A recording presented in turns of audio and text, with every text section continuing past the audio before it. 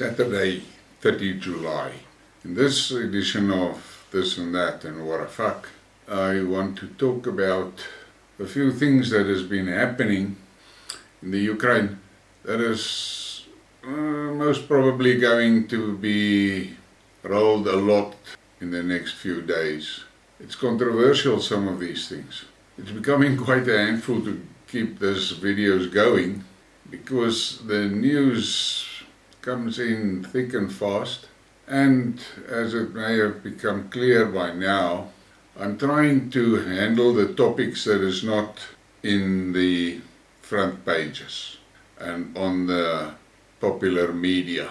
I'm looking for those things that we can say is a little bit off the radar, but it is quite important. I'm going to start with this one.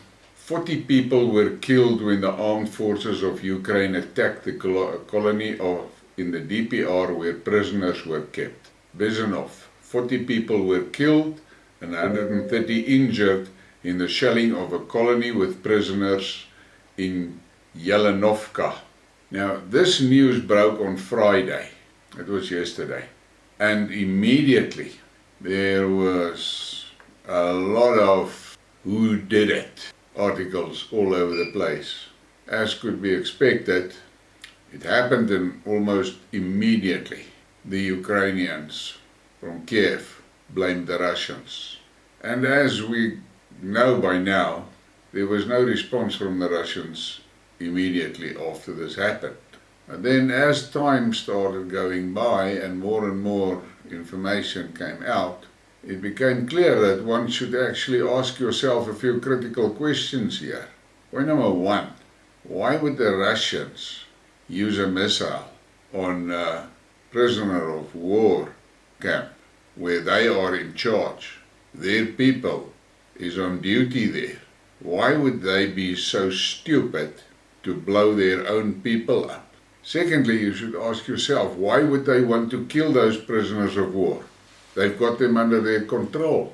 And it was quite clear that those prisoners were spilling the beans. They are the Azov guys that were taken out in Mariupol from Azovstal. And most of them are thoroughbred Zazis. And it has become common knowledge that they were giving a lot of information to the Russians. And we've seen some videos, and there was written reports of some of the things that they came out with. So, why would the Russians want to kill them? They were a valuable source of information. So, I think I'm going to make the deduction that it was not the Russians. This was part of the original press report that came out on it.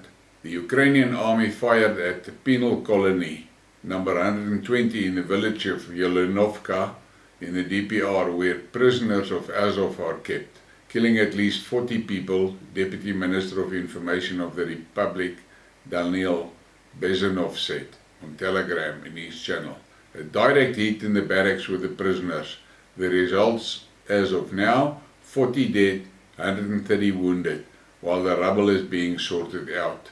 And yeah, I'm going to stop. You can pause the thing and read all of it if you want to. That was from the DPR, not from the Russians. And then he continues to say, according to him, the strike on the colony was most likely carried out from the American MLRS HIMARS. The head of the representative office of the Lugansk People Republic in Russia, Rodion Miroshnik, for his part suggested that the Kiev authorities considered the surrendered Azovites a disgrace and gave the order to liquidate them.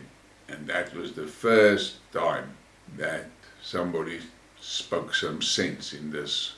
And then later, early in this morning, more reports came out, and there was also visuals.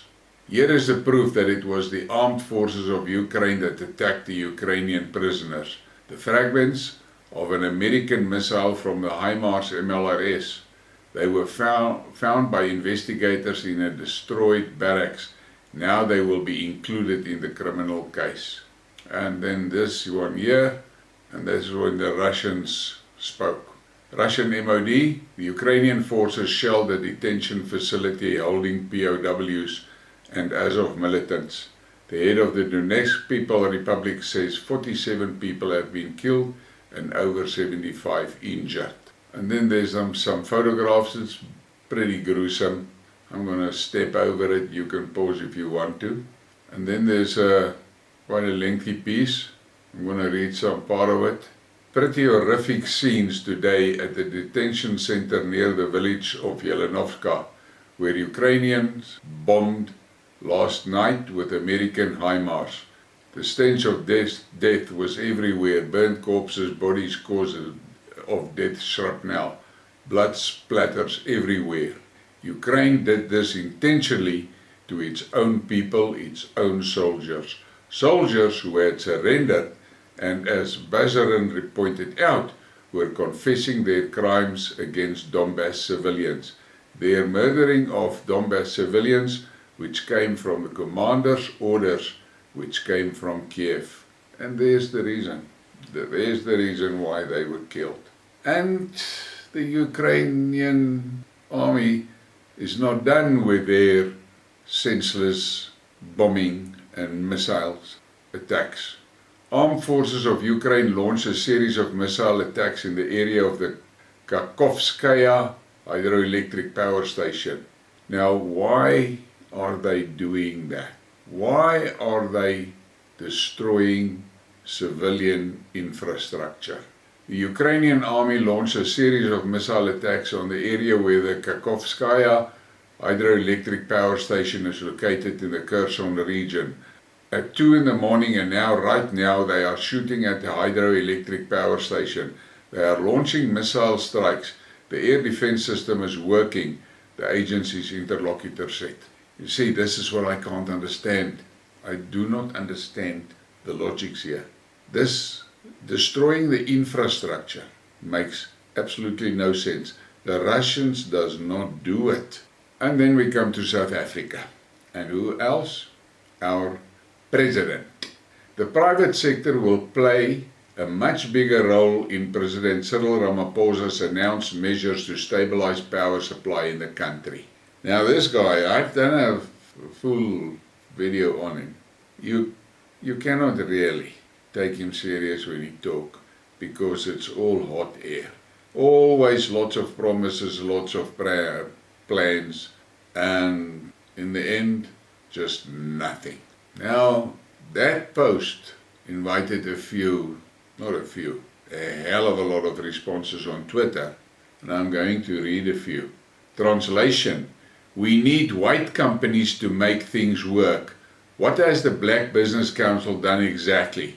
Please feel free to list their achievements. I will wait. Then this guy.